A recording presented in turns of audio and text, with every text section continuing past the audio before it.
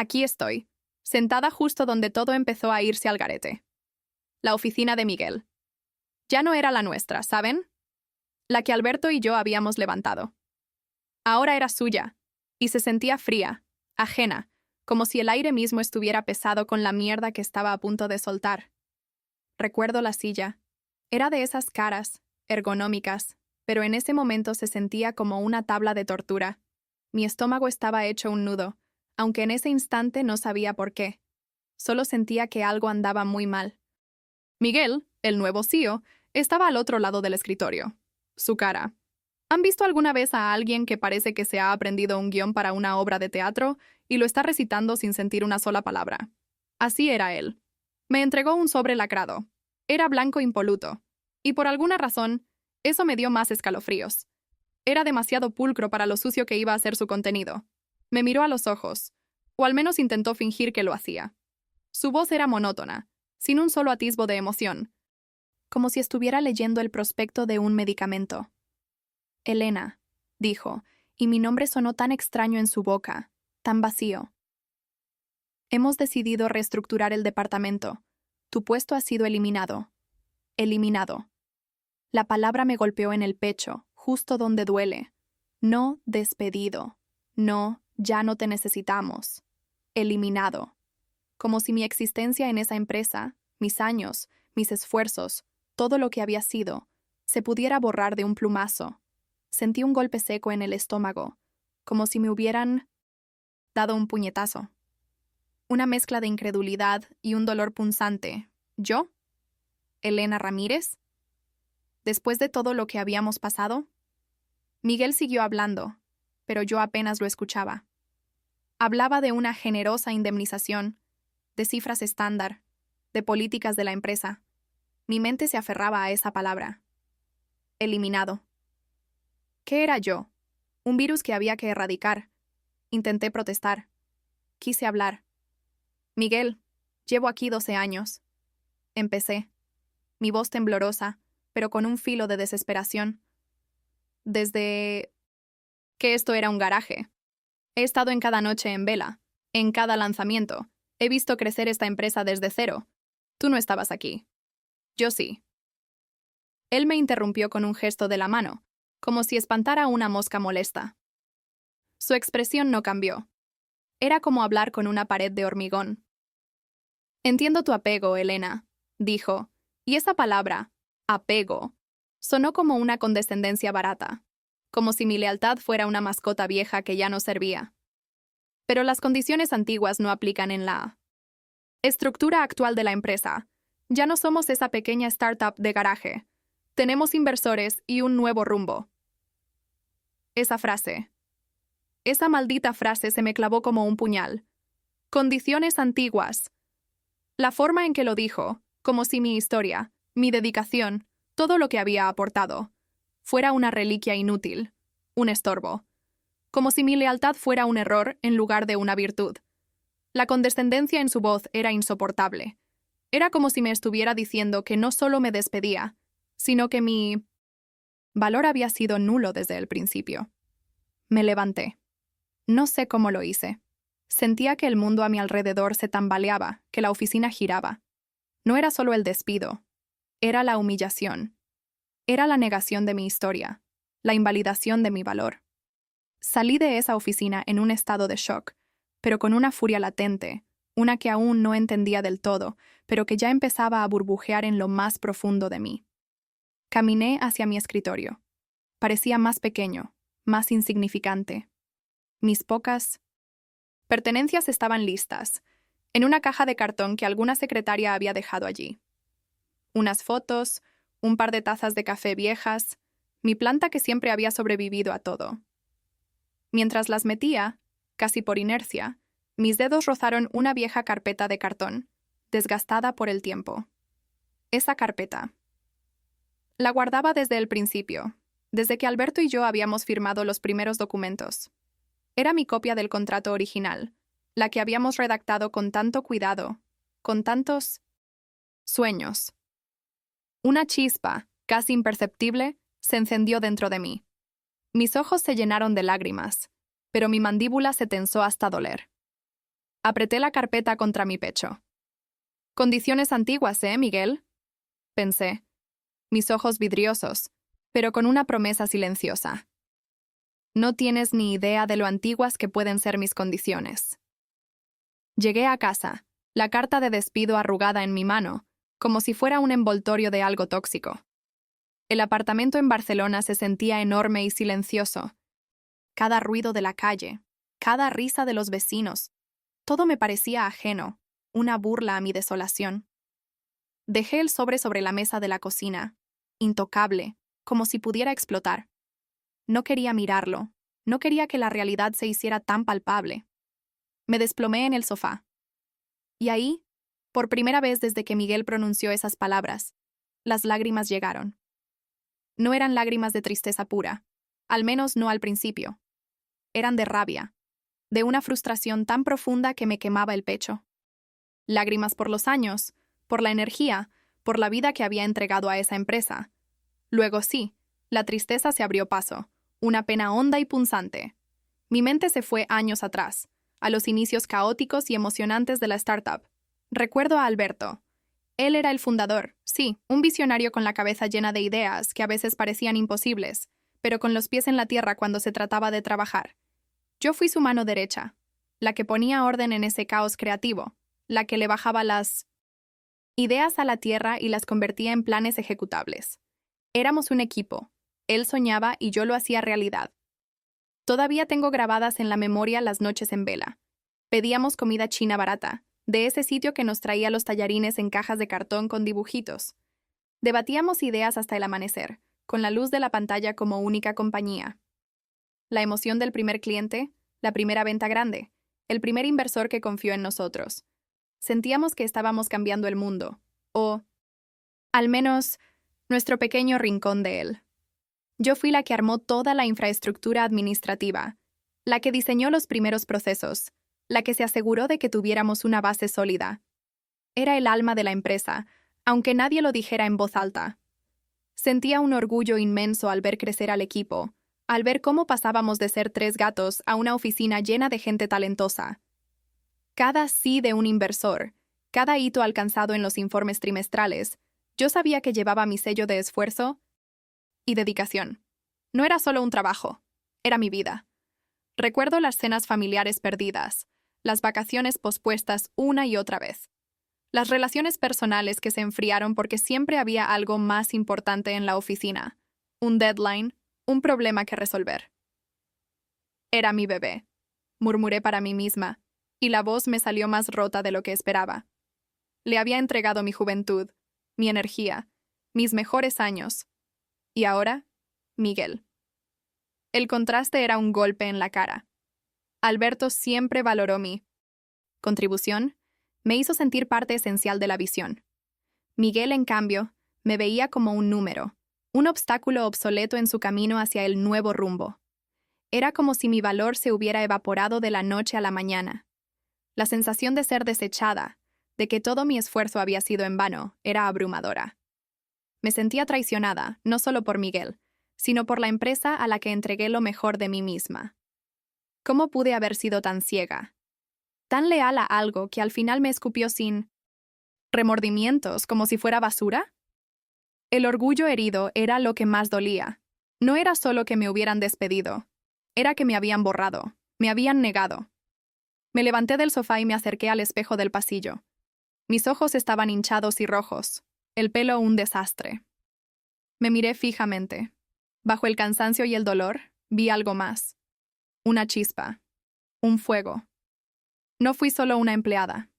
Susurré, casi sin voz. Fui una fundadora sin el título. La frase de Miguel volvió a resonar en mi cabeza. Más fuerte ahora. Las condiciones antiguas no aplican. Una nueva determinación, fría y dura como el acero, empezó a gestarse dentro de mí. Si él no valoraba lo antiguo, yo le demostraría que lo antiguo tenía más poder del que jamás podría imaginar. La mañana siguiente me desperté con una resaca emocional, peor que cualquier resaca de alcohol. Las lágrimas de la noche anterior se habían secado, dejando mis ojos hinchados y una sensación de vacío en el pecho.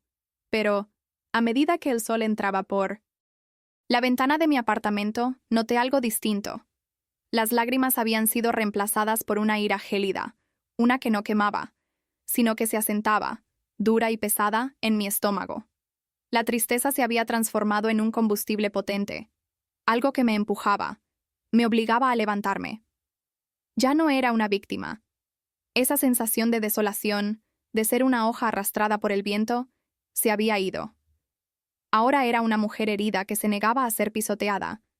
La injusticia de la situación, el desprecio de Miguel, la forma en que había intentado borrarme, todo eso hervía en mi interior.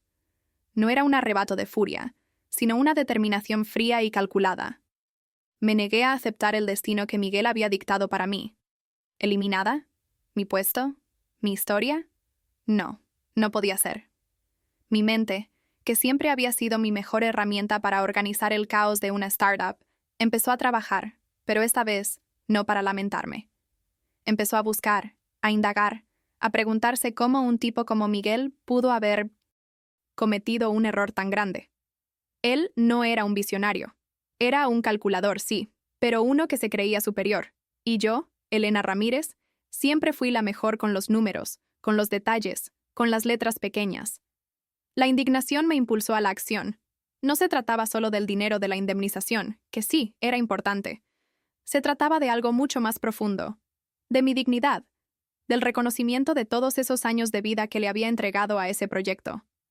No iba a dejar que me borraran. ¿Así? ¿Sin más? Volví a la frase de Miguel, esa que me había clavado como un puñal. Las condiciones antiguas no aplican. Esa frase se convirtió en mi mantra, el punto de partida de todo. ¿Y si sí aplicaran? ¿Y si, en su afán por lo nuevo y lo moderno, Miguel había pasado por alto algo crucial? De repente, recordé las interminables horas que pasé con los primeros abogados de la empresa, redactando los estatutos, los primeros contratos, las minutas de cada reunión fundacional. Alberto, el fundador, era un hombre meticuloso, casi obsesivo con los detalles, y yo compartía esa manía. Revisábamos cada coma, cada punto, cada posible escenario. No dejábamos nada al azar. Pensar en ello me dio un escalofrío, pero esta vez no era de miedo, sino de expectativa. Me dirigí a la estantería donde guardaba mis documentos importantes, esos que uno no tira nunca, por si acaso. Mis manos buscaron la vieja carpeta de cartón, la misma que había agarrado casi sin pensar el día anterior, al salir de Minas de Ningo. La oficina de Miguel. La abrí con manos firmes, sintiendo una resolución que no había conocido en mucho tiempo.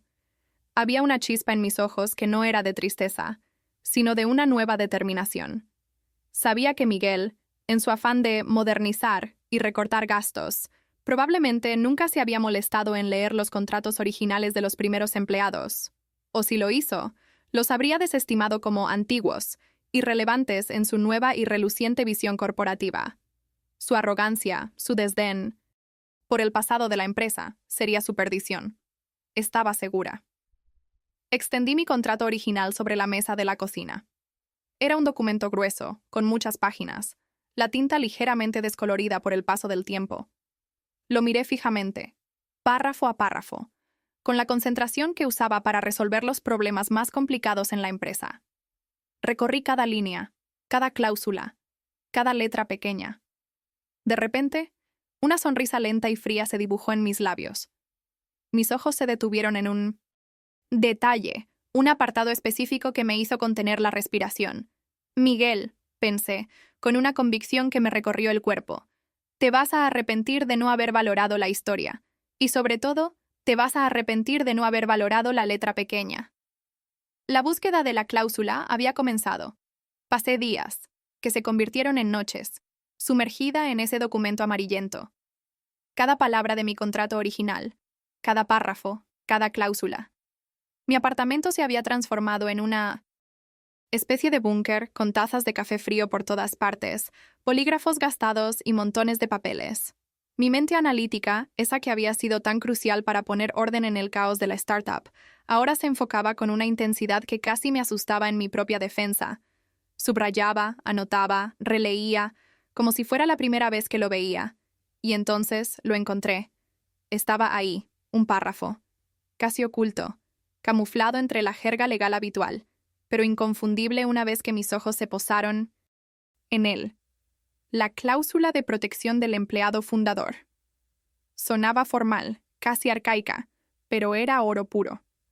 Estipulaba con una claridad meridiana que si era despedida sin una causa justa antes de un cambio significativo en el control accionario de la empresa, como la entrada de nuevos inversores y la salida de Alberto como CEO, que era exactamente lo que había sucedido, mi indemnización se duplicaría. Una oleada de adrenalina me inundó. No era un capricho, no era una esperanza vaga. Era un derecho contractual. Estaba escrito, estaba firmado. Respiré hondo, y por primera vez en días, sentí que el nudo en mi estómago se aflojaba un poco. Había una salida, pero no me detuve ahí. Sabía que Miguel no se rendiría fácilmente. Intentaría desacreditarme, argumentar que era un error, una falsificación. Así que empecé a construir mi arsenal, pieza por pieza. Primero, el contexto de mi despido. Necesitaba demostrar que no había una causa justificada. Pasé horas revisando viejos correos electrónicos. Felicitaciones de Alberto por proyectos exitosos. Informes trimestrales donde mi departamento destacaba. Testimonios de clientes satisfechos. Tenía una montaña de pruebas de mi desempeño impecable. No era un capricho mío. Mi despido había sido pura arbitrariedad. Luego, el cambio de control. Esto era crucial. Investigué los informes financieros de la empresa, las actas de las últimas juntas de inversores. Busqué los nombres de los nuevos accionistas, las fechas de sus inversiones, los porcentajes de control que habían adquirido. Confirmé que la entrada de estos nuevos actores y la subsiguiente designación de Miguel como CEO constituían, sin lugar a dudas, un cambio de control, según la definición precisa de mi cláusula. Todo encajaba. También necesitaba saber a quién me dirigía. La junta de inversores. ¿Quiénes eran los miembros clave? ¿Quién tenía qué intereses? ¿Quién era el más influyente, el que más valoraba la ética corporativa y la imagen de la empresa? Busqué en LinkedIn, en noticias económicas, en cualquier sitio donde pudiera encontrar información. No solo necesitaba los canales formales para contactarlos, sino también entender la dinámica interna. Anticipé la obstrucción.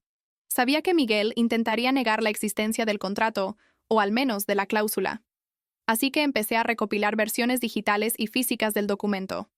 Busqué marcas de tiempo, firmas originales de Alberto y mías, cualquier elemento que verificara su autenticidad. Escaneé. Cada página hice copias en papel.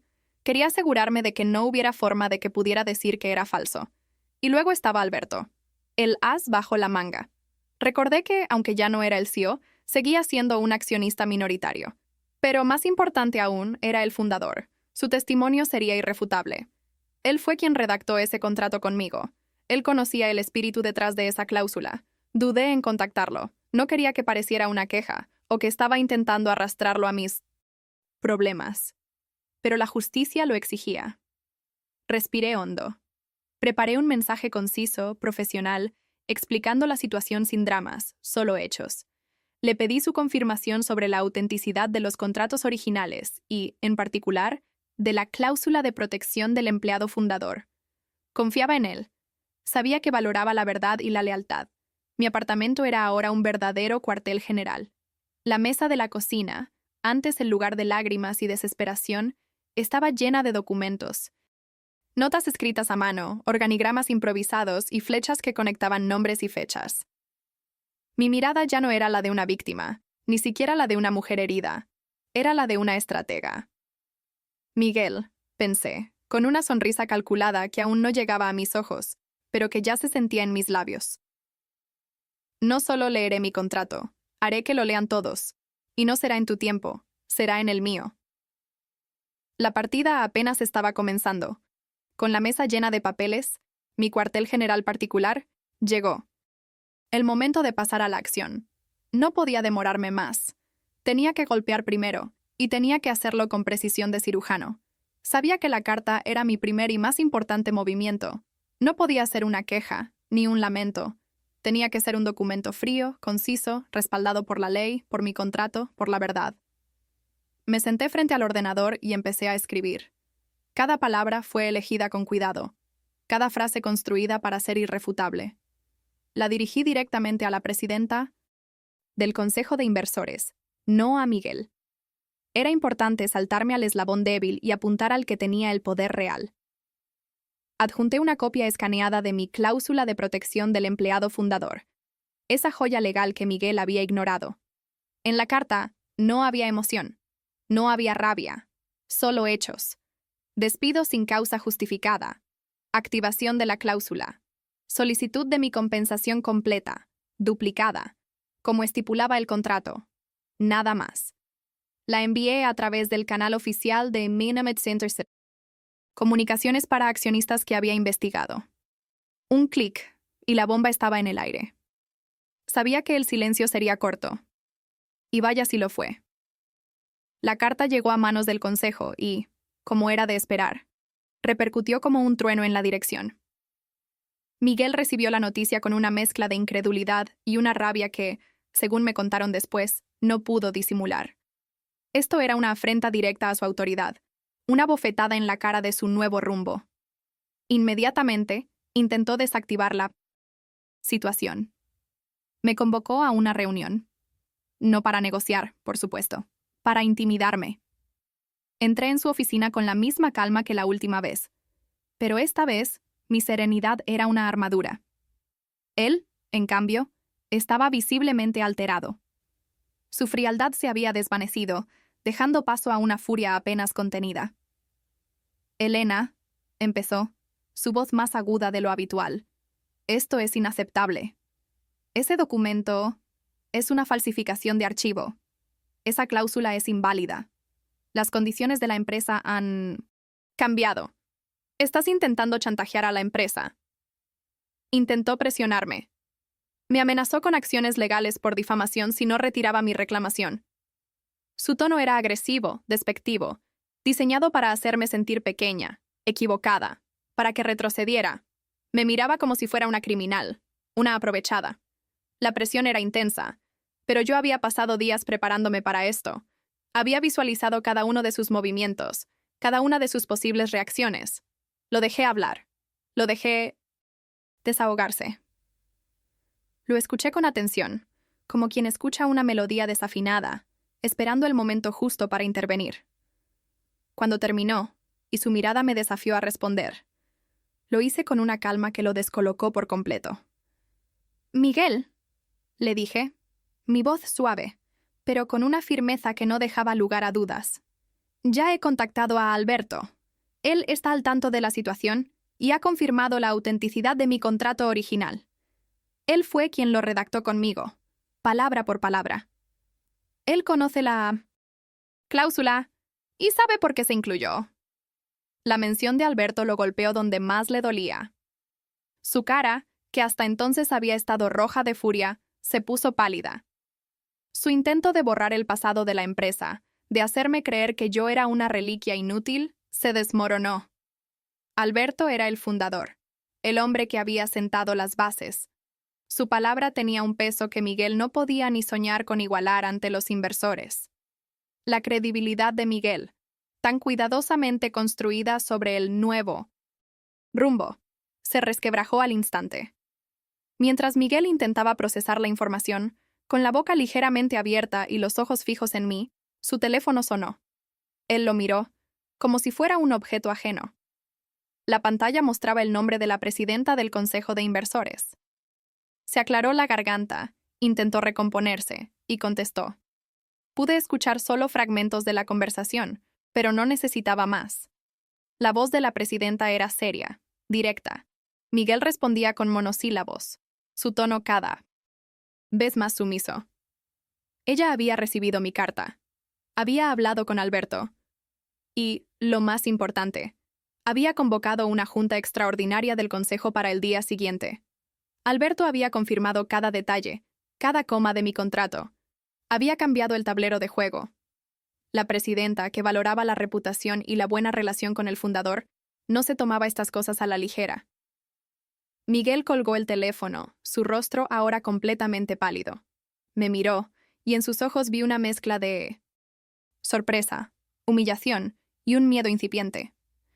Mi mirada, en cambio, era serena, pero victoriosa.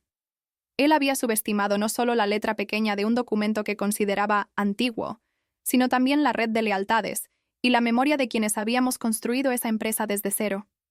Había caído en la trampa que él mismo había tejido con su arrogancia. La partida apenas había comenzado, pero el jaque ya estaba sobre la mesa. La Junta Extraordinaria de Inversores se sintió como una obra de teatro, pero una donde el guión se había escrito en el último momento y el protagonista se negaba a aceptar su papel. La sala de juntas, que tantas veces había sido escenario de celebración y planificación, ahora estaba cargada de una tensión que casi se podía tocar.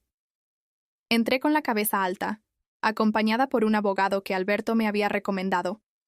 Un hombre mayor y tranquilo, con una mirada que decía que ya lo había visto todo. Alberto también estaba allí, sentado discretamente, pero su presencia era un ancla para mí. Miguel, por supuesto, llegó con su propio séquito de abogados, más jóvenes y agresivos, pero se veían nerviosos. La presidenta del consejo, una mujer de negocios con una reputación impecable, abrió la reunión. Su tono era serio, directo, sin rodeos. No había lugar para las florituras. Habló de la importancia de la transparencia, de la ética corporativa y de la necesidad de resolver las disputas internas con profesionalidad. Me dio la palabra y me levanté. Respiré hondo. Había ensayado esto 1000 veces en mi cabeza. No iba a ser emocional. Fui al grano. Presenté mi caso de manera impecable, respaldada por la copia original de mi contrato. Ese documento que Miguel había tachado de antiguo.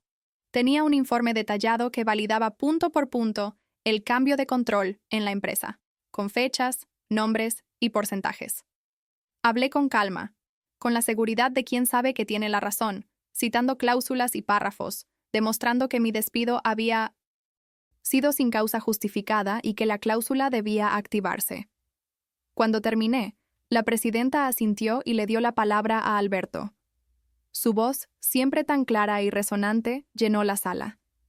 Confirmó la existencia de la cláusula del fundador, explicando su propósito: proteger a los primeros pilares de la empresa, a aquellos que habían puesto su vida en el proyecto cuando nadie más lo hacía. Su testimonio fue rotundo, sincero, y vi en los ojos de los inversores el respeto que le tenían. Él no estaba allí para defenderme a mí, sino para defender la integridad de lo que habían construido. Entonces fue el turno de Miguel. Intentó refutar, pero sus argumentos sonaron huecos, desesperados. Dijo que la cláusula era un remanente obsoleto, que yo estaba perjudicando la imagen de la empresa con mi reclamo. Habló de la nueva visión, de los intereses de los accionistas, pero sus palabras carecían de fuerza. No podía negar la evidencia contractual que yo había presentado, ni el testimonio irrefutable del fundador. Era como ver a un niño intentar tapar un agujero con los dedos. El consejo lo interrogó sin piedad. ¿Por qué no estaba al tanto de una cláusula tan importante en un contrato fundacional? ¿Por qué intentó desacreditar un documento legítimo? ¿Por qué manejó la situación con tal falta de profesionalismo, intentando intimidarme en lugar de buscar una solución? Se hizo evidente su negligencia. Su intento de encubrimiento, de barrer el pasado bajo la alfombra, había quedado al descubierto. Se le veía pequeño, acorralado. Después de un breve receso, donde los inversores deliberaron a puertas cerradas, la presidenta volvió a abrir la sesión. Su rostro era serio, pero en sus ojos pude ver un destello de aprobación, una especie de reconocimiento. Anunció la decisión del consejo. Por unanimidad, se aprobaba el pago completo de mi compensación, duplicada según la cláusula, más los honorarios de mi abogado. Sentí un alivio inmenso, como si me hubieran quitado un peso de encima. Pero la parte más impactante fue para Miguel. La presidenta no solo dictaminó a mi favor, le lanzó una advertencia formal, severa. Lo reprendió duramente por su manejo del personal, por su intento de ocultar documentos y, sobre todo, por su falta de diligencia. Le exigió una auditoría interna de todos los contratos originales de la empresa y una revisión completa de las políticas de despido. Su puesto, aunque no lo perdió, quedó bajo un escrutinio constante. Su autoridad, esa que tanto Había alardeado. Estaba erosionada. Lo habían desautorizado públicamente. El rostro de Miguel se contrajo. Estaba lívido, pero esta vez no de rabia, sino de humillación. Había sido derrotado, y lo había sido delante de todos los que importaban. Mi victoria era indiscutible. Al salir de la sala de juntas, algunos antiguos colegas que habían estado presentes y que habían guardado silencio por miedo a las represalias de Miguel, me lanzaron miradas. No eran de lástima, ni de sorpresa. Eran de admiración, de alivio. Como si mi batalla hubiera sido también la suya. Salí de esa junta con una sensación de triunfo silencioso. No había euforia desmedida, no había ganas de gritar o celebrar, solo una profunda satisfacción, la justicia. Había demostrado que las condiciones antiguas tenían más peso del que Miguel jamás imaginó. Quería borrar el pasado, pero el pasado tenía sus propias reglas, y yo las conocía. La venganza no había sido mi objetivo principal, no. Pero la humillación de Miguel, al verse atrapado en su propia arrogancia, fue un dulce efecto secundario, muy dulce. En los días que siguieron a esa junta, el alivio fue inmenso. No fue algo inmediato, como un interruptor, sino una sensación que se fue asentando en mí, poco a poco. Recibí la transferencia de mi indemnización, el doble de lo que Miguel me había ofrecido inicialmente. No era solo dinero, aunque claro que ayudaba. Era la validación. Era la prueba de que mi valor, mi trabajo, mi historia, sí contaban. No. Se podían borrar con un simple puesto eliminado. Una semana después sonó mi teléfono. Era Alberto. No solo me felicitó por mi coraje y mi perspicacia, sino que me hizo una oferta. Estaba iniciando un nuevo proyecto, una startup, sí, otra vez. Pero esta vez era diferente, con una visión renovada, con la experiencia de lo vivido. Y necesitaba a alguien de confianza, alguien con la visión para los detalles, con la habilidad organizativa, con la lealtad que yo tenía. Me dijo que no había nadie más en quien pudiera confiar para construir algo desde cero. Acepté sin dudarlo. Era un nuevo comienzo, una oportunidad para volver a construir, pero esta vez con la certeza de que mi esfuerzo sería valorado. Y sí, esta vez, el contrato lo revisaría yo misma, hasta la última coma, con lupa y bolígrafo en mano. No dejaría nada al azar. Ahora, sentada en mi nuevo y prometedor espacio de trabajo, miro por la ventana de Barcelona. El sol entra, cálido, y la ciudad bulle con su energía habitual. Ya no hay ese nudo en el estómago, ni la furia gélida. Hay una paz tranquila, una satisfacción profunda. No necesitaba venganza, en realidad. Solo necesitaba leer lo que ellos, en su arrogancia y su prisa por lo nuevo, nunca se molestaron en leer. La justicia no siempre grita, ¿saben? A veces, solo susurra, casi imperceptiblemente, en la letra pequeña de un contrato. Reflexiono mucho sobre esto, sobre lo que llaman justicia kármica en el trabajo. Miguel se centró en el nuevo rumbo, en los John Simmons números, en lo que él creía que era moderno, y se olvidó de los cimientos. Despidió a la persona que no solo construyó gran parte de esos cimientos, sino que también conocía cada ladrillo, cada plano, cada tornillo. Quiso borrar el pasado, pero el pasado tenía sus propias reglas, sus propias defensas, y yo las conocía. Él creyó que su poder era absoluto, que su visión era la única válida, y se encontró con que la historia, la que él quería enterrar, se levantó para darle una lección.